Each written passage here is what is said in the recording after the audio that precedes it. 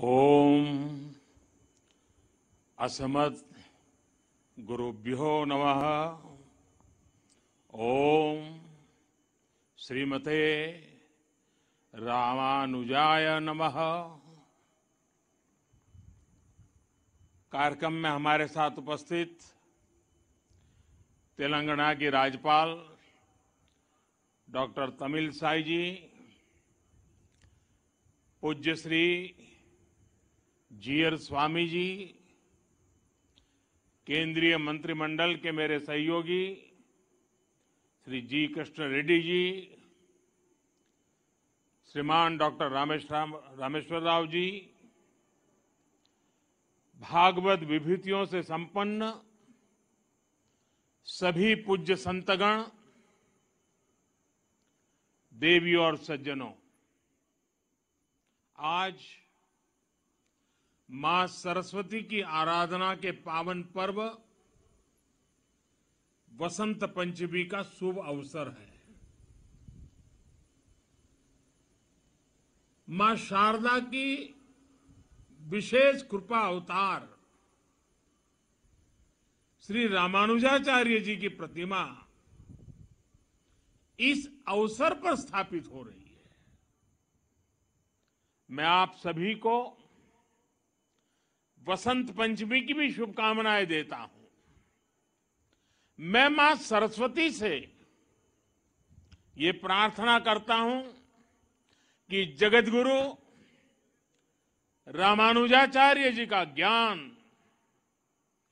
विश्व का पथ प्रदर्शन करे।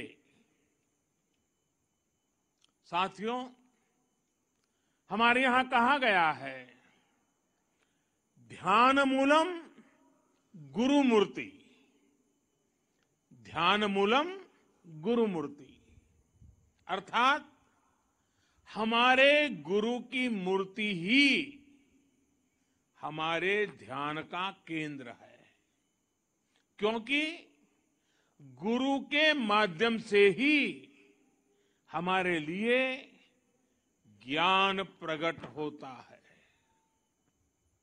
जो अबोध है हमें उसका बोध होता है। अप्रकट को प्रकट करने की ये प्रेरणा, सूक्ष्म को भी साकार करने का ये संकल्प, यही भारत की परंपरा रही है। हमने हमेशा उन मूल्यों और विचारों को आकार दिया है जो युगों युगों तक मानवता को दिशा दिखा सके। आज एक बार फिर जगत गुरु श्री रामानुजाचार्य जी की इस भव्य विशाल मूर्ति के जरिए भारत मानवीय ऊर्जा और प्रेरणाओं को मूर्त रूप दे रहा है। रामानुजाचार्य जी की ये प्रतिमा उनके ज्ञान, वैराग्य और आदर्शों की प्रतीक है। मुझे विश्वास है ये प्रतिमा न केवल आने वाली पीढ़ियों को प्रेरणा देगी, बल्कि भारत की प्राचीन पहचान को भी मजबूत करेगी। मैं आप सभी को, सभी देशवासियों को और पूरे विश्व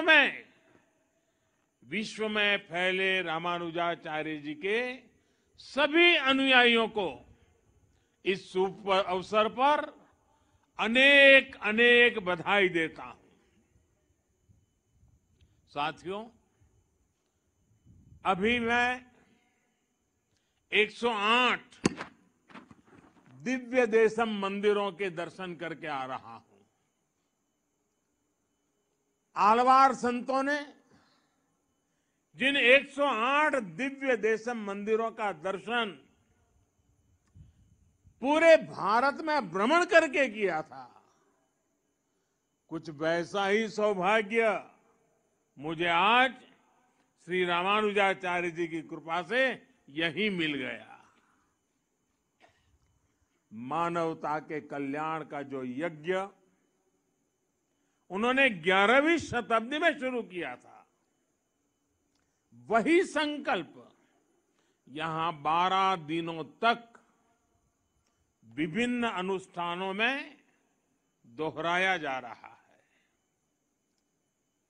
पूज्य श्री जीयर स्वामी जी के स्नेह से आज विश्वक्सेन इष्टि यज्ञ की पूर्णाहुति में शामिल होने का सौभाग्य भी मुझे मिला है। मैं इसके लिए पूज्य जीयर स्वामी जी का विशेष रूप से आभार प्रकट करता हूं। उन्होंने मुझे बताया है कि विश्वक्सेन इष्टि यज्ञ संकल्पों और लक्ष्यों की पूर्ति का यज्ञ है। मैं इस यज्ञ के संकल्प को देश के अमृत संकल्पों की सिद्धि के लिए नतमस्तक होकर के समर्पित करता हूं। इस यज्ञ का फल मैं अपने 130 करोड़ देशवासियों के सपनों की पूर्ति के लिए अर्पित करता हूं। साथियों, दुनिया की अधिकांश सभ्यताओं में, अधिकांश दर्शनों में किसी विचार को या तो स्वीकार किया गया है या फिर उसका खंडन किया गया है। लेकिन भारत एक ऐसा देश है जिसके मनीषियों ने ज्ञान को खंडन, मंडन, स्वीकृति, अस्वीकृति इससे ऊपर ही उठा करके देखा। स्वयं उससे ऊपर उठे, दिव्य दृष्टि से उस विवाद को देखा। हमारे यहां अद्वैत भी है और द्वैत भी है, और इन द्वैत अद्वैत को समाहित करते हुए श्री रामानुजाचार्य जी का विशिष्टाद्वैत भी हमारे लिए प्रेरणा है। रामानुजाचार्य जी के ज्ञान की एक अलग भव्यता है। साधारण दृष्टि से जो विचार परस्पर विरोधाभासी लगते हैं, रामानुजाचार्य जी उन्हें बड़ी सहजता से एक सूत्र में पिरो देते हैं। उनके ज्ञान से, उनकी व्याख्या से सामान्य से सामान्य मानवी भी उससे जुड़ जाता है। आप देखिए, एक और रामानुजाचार्य जी के भाष्यों में ज्ञान की पराकाष्ठा है, तो दूसरी ओर वे भक्ति मार्ग के जनक भी हैं। एक और वो समृद्ध संन्यास परंपरा के संत भी हैं, और दूसरी ओर गीता भाष्य में कर्म के महत्व को भी अत्यंत उत्तम रूप में प्रस्तुत करते हैं। वो खुद भी अपना पूरा जीवन कर्म के लिए समर्पित करते रहे। रामानुजाचार्य जी ने संस्कृत ग्रंथों की भी रचना की और तमिल भाषा को भी भक्ति मार्ग में उतना ही महत्व दिया। आज भी रामानुज परंपरा के मंदिरों में थिरुप्पावाई के पाठ के बिना शायद ही कोई अनुष्ठान पूरा होता हो। साथियों, आज जब दुनिया में सामाजिक सुधारों की बात होती है, प्रगतिशीलता की बात होती है तो माना जाता है कि सुधार जड़ों से दूर जाकर ही होगा।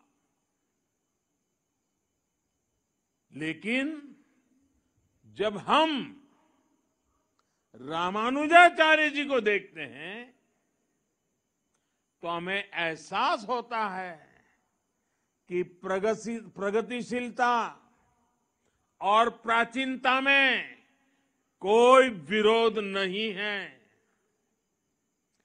ये जरूरी नहीं है कि सुधार के लिए अपनी जड़ों से दूर जाना पड़े, बल्कि जरूरी ये है कि हम अपनी असली जड़ों से जुड़े, अपनी वास्तविक शक्ति से परिचित हो। आज से 1000 साल पहले तो रूढ़ियों का दबाव, अंधविश्वास का दबाव कल्पना के बाहर कितना ज्यादा रहा होगा। लेकिन रामानुजाचार्य जी ने समाज में सुधार के लिए समाज को भारत के असली विचार से परिचित करवाया। उन्होंने दलितों, पिछड़ों को गले लगाया।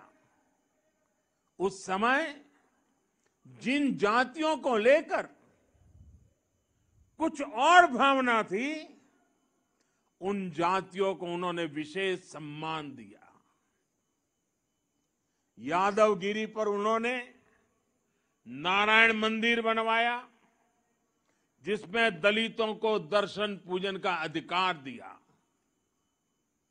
रामानुजाचार्य जी ने बताया कि धर्म कहता है न जाति ही कारणम लोके गुणाः कल्याण हेतव। अर्थात संसार में जाति से नहीं, गुणों से कल्याण होता है। रामानुजाचार्य जी के गुरु श्री महापूर्ण जी ने एक बार दूसरी जाति के अपने एक मित्र का अंतिम संस्कार किया था। उस समय रामानुजाचार्य जी ने लोगों को भगवान श्री राम की याद दिलाई थी। उन्होंने कहा कि अगर भगवान राम अपने हाथों से जटायु का अंतिम संस्कार कर सकते हैं तो फिर भेदभाव वाली सोच का आधार धर्म कैसे हो सकता है। ये अपने आप में बहुत बड़ा संदेश है। साथियों, हमारी संस्कृति की ये विशेषता रही है कि सुधार के लिए हमारे समाज के भीतर से ही लोग निकलते हैं। युगों से देखते आइए, समाज में जब भी कुछ बुराई के तत्व फैलने लगते हैं, कोई न कोई महापुरुष हमारी बीच में से पैदा होता है। और ये हजारों वर्षों का अनुभव है कि ऐसे सुधारकों को हमेशा उनके कालखंड में शायद स्वीकृति मिली हो या न मिली हो, चुनौतियां रही हो या न रही हो, संकट झेलने पड़े हो या न पड़े हो, विरोध भी सहना पड़ा हो, लेकिन उस विचार में, उस तत्व में उतनी ताकत रहती थी, उनका कन्विक्शन इतना जबरदस्त होता था कि वो समाज की बुराइयों के खिलाफ लड़ने के लिए अपनी पूरी शक्ति लगा देते थे। लेकिन जब समाज इसे समझ पाता है तो जिसका कभी विरोध होता है उसको स्वीकृति भी उतनी तेजी से मिलती है, सम्मान और आदर भी उतना ही मिलता है। ये इस बात का सबूत है कि बुराइयों के पक्ष में कुरीतियों के पक्ष में, अंधविश्वास के पक्ष में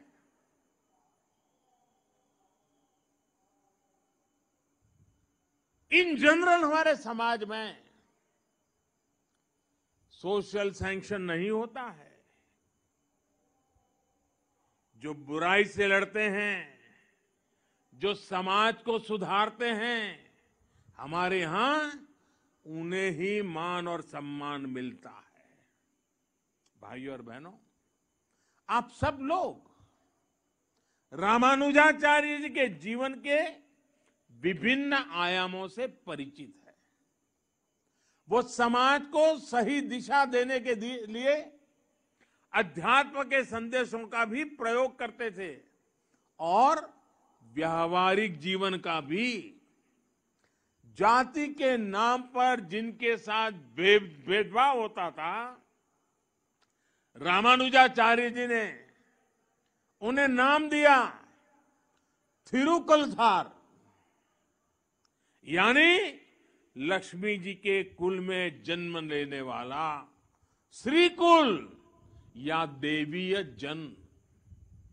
वो स्नान करके आते समय अपने शिष्य धनुर्दास के कंधे पर हाथ रखकर आते थे। ऐसा करके रामानुजाचार्य जी छुआछूत की बुराई को मिटाने का संकेत देते थे।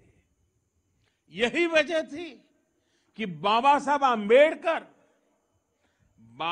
आंबेडकर जैसे समानता के आधुनिक नायक भी रामानुजाचार्य जी की भरपूर प्रशंसा करते थे और समाज को भी कहते थे कि अगर सीखना है तो रामानुजाचार्य जी की शिक्षा से सीखो। और इसलिए आज रामानुजाचार्य जी की विशाल मूर्ति स्टैच्यू ऑफ इक्वालिटी, इसके रूप में समानता का संदेश दे रही है।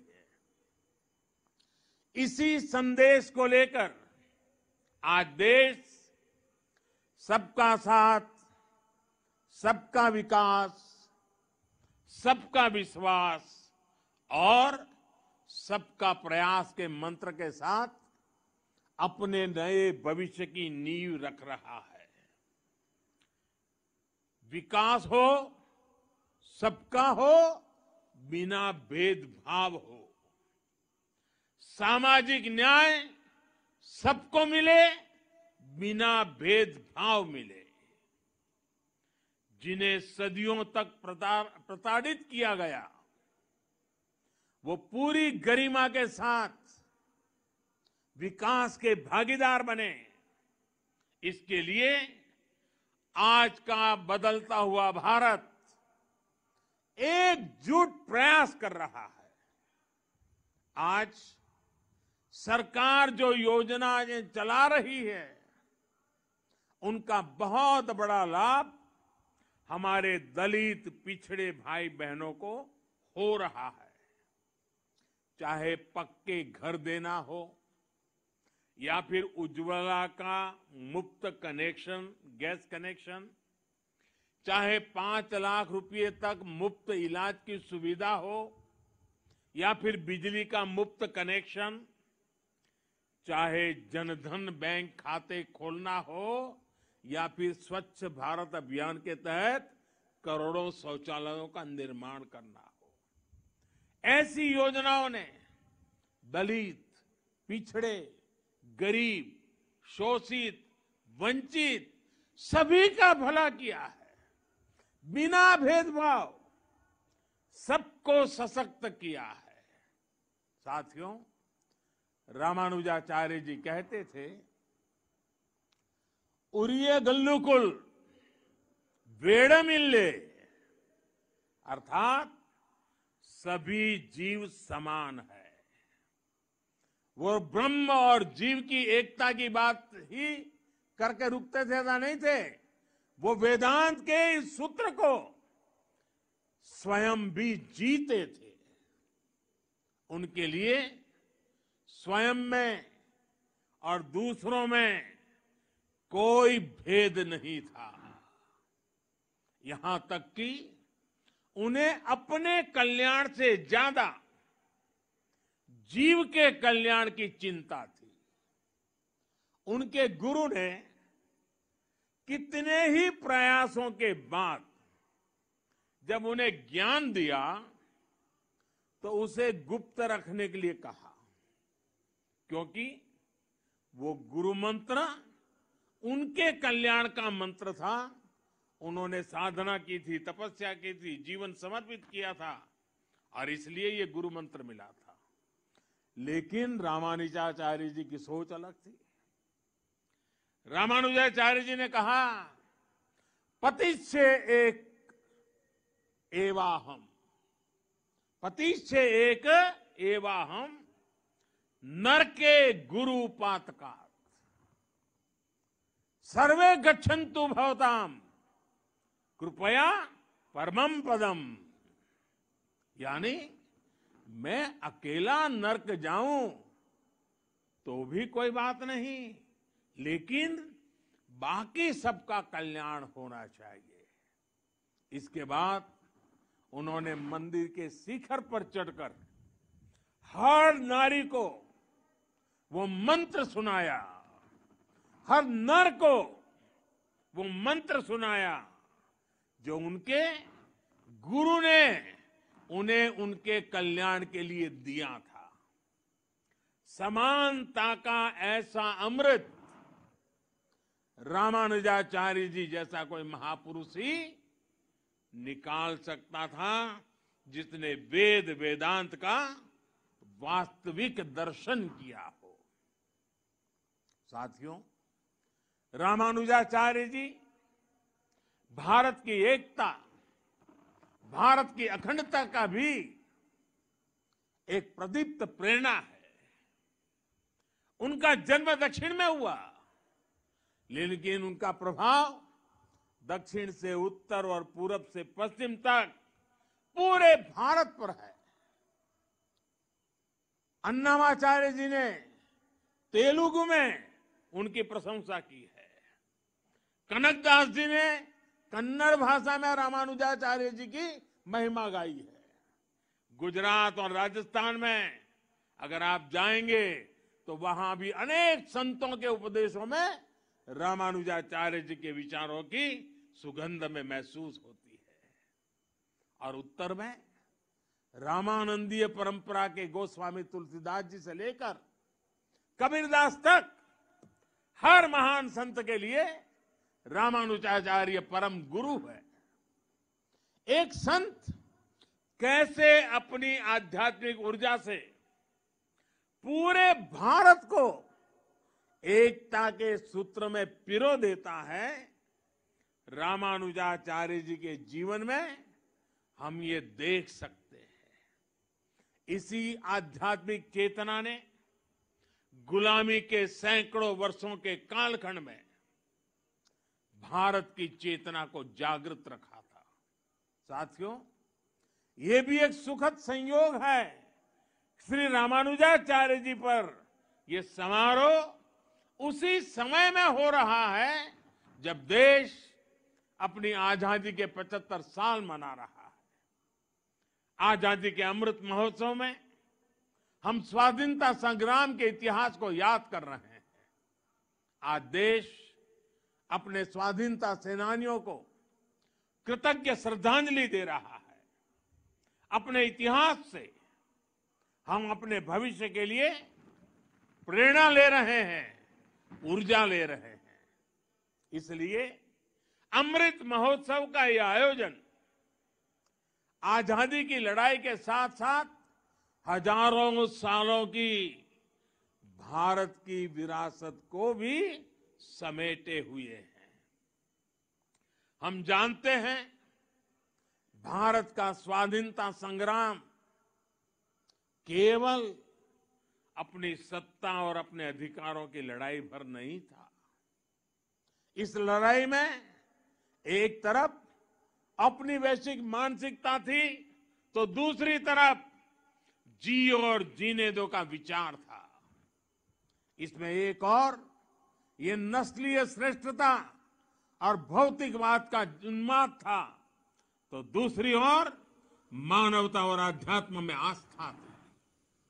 और इस लड़ाई में भारत विजयी हुआ, भारत की परंपरा विजयी हुई। भारत के स्वाधीनता संग्राम में समानता, मानवता और अध्यात्म की वो ऊर्जा भी लगी थी जो भारत को रामानुजाचार्य जी जैसे संतों से मिली थी। क्या हम गांधी जी के बिना अपने स्वाधीनता संग्राम की कल्पना कर सकते हैं? और क्या हम अहिंसा और सत्य जैसे आदर्शों के बिना गांधी जी की कल्पना कर सकते हैं? आज भी गांधी जी का नाम आते ही वैष्णवजन तो तेने रे कहिए, ये धुन हमारे अंतर मन में बजने लगती है। इसके रचयिता नरसिंह मेहता जी रामानुजाचार्य जी की भक्ति परंपरा के ही महान संत थे। इसलिए हमारी आजादी की लड़ाई को जिस तरह हमारी आध्यात्मिक चेतना ऊर्जा दे रही थी, वही ऊर्जा आजादी के 75 साल में हमारे अमृत संकल्पों को भी मिलनी चाहिए। और आज जब मैं भाग्यनगर में हूं, हैदराबाद में हूं, तो सरदार पटेल जी का विशेष उल्लेख जरूर करूंगा। वैसे किशन रेड्डी जी ने अपने वक्तव्य में बड़ा विस्तार से उसके लिए कहा। भाग्यनगर का कौन ऐसा भाग्यशाली होगा, कौन ऐसा हैदराबादी होगा जो सरदार पटेल की दीर्घ दृष्टि, सरदार पटेल का सामर्थ्य और हैदराबाद के आन बान शान के लिए सरदार साहब की कूटनीति को न जानता हो। आज देश में एक और सरदार साहब की स्टैच्यू ऑफ यूनिटी, एकता की शपथ दोहरा रही है, तो रामानुजाचार्य जी की स्टैच्यू ऑफ इक्वालिटी समानता का संदेश दे रही है। यही एक राष्ट्र के रूप में भारत की चिर पुरातन विशेषता है। हमारी एकता सत्ता या शक्ति की बुनियाद पर नहीं खड़ी होती। हमारी एकता समानता और समादर इस सूत्र से सृजित होती है। और साथियों, आज जब मैं तेलंगाना में हूं, तो इस बात का जिक्र भी जरूर करूंगा कि कैसे तेलुगु कल्चर ने भारत की विविधता को सशक्त किया है। तेलुगु कल्चर की जड़ों का विस्तार सदियों में फैला हुआ है। अनेक महान राजा रानियां इसके ध्वजवाहक रहे हैं। सातवाहन हो, काकातिया हो या विजयनगर साम्राज्य, सभी ने तेलुगु संस्कृति की पताका को बुलंद किया। महान कवियों ने तेलुगु संस्कृति को समृद्ध किया है। पिछले वर्ष ही तेलंगाना में स्थित 13वीं शताब्दी के काकातिया रुद्रेश्वर रामाप्पा मंदिर को यूनेस्को विश्व धरोहर स्थल घोषित किया गया है। वर्ल्ड टूरिज्म ऑर्गेनाइजेशन ने पोचमपल्ली को भी भारत के सबसे बेहतरीन टूरिज्म विलेज का दर्जा दिया है। पोचमपल्ली की महिलाओं का हुनर पोचमपल्ली साड़ियां के रूप में विश्व विख्यात है। ये वो संस्कृति है जिसने हमें हमेशा सद्भाव, भाईचारा और नारी शक्ति का सम्मान करना सिखाया है। तेलुगु संस्कृति की इस गौरवशाली परंपरा को आज तेलुगु फिल्म इंडस्ट्री भी पूरे आन बान शान से आगे बढ़ा रही है। तेलुगु सिनेमा का दायरा सिर्फ उतना ही नहीं है जहां तेलुगु बोली जाती है, इसका विस्तार पूरे विश्व में है। सिल्वर स्क्रीन से लेकर ओटीटी प्लेटफॉर्म्स तक इस क्रिएटिविटी की चर्चा छाई हुई है। भारत के बाहर भी खूब प्रशंसा हो रही है। तेलुगु भाषी लोगों का अपनी कला और अपनी संस्कृति के प्रति ये समर्पण सभी के लिए प्रेरणा समान है। साथियों, आजादी के 75वें वर्ष में इस अमृत काल में श्री रामानुजाचार्य जी की ये प्रतिमा प्रत्येक देशवासी को निरंतर प्रेरित करेगी। मुझे पूरा भरोसा है आजादी के अमृत काल में हम उन कुरीतियों को भी पूरी तरह समाप्त कर पाएंगे जिन्हें खत्म करने के लिए श्री रामानुजाचार्य जी ने समाज को जागृत किया था। इसी भाव के साथ पूज्य स्वामी जी का आदर पूर्वक धन्यवाद करते हुए इस पवित्र अवसर में हिस्सेदार बनने के लिए आपने मुझे अवसर दिया। मैं आपका बहुत आभारी हूं। विश्व भर में फैले हुए प्रभु रामानुजाचार्य जी के विचारों से प्रभावित प्रेरित हर किसी को मैं अनेक अनेक शुभकामनाएं देता हूं। मेरी वाणी को विराम देता हूं। आप सबका बहुत बहुत धन्यवाद।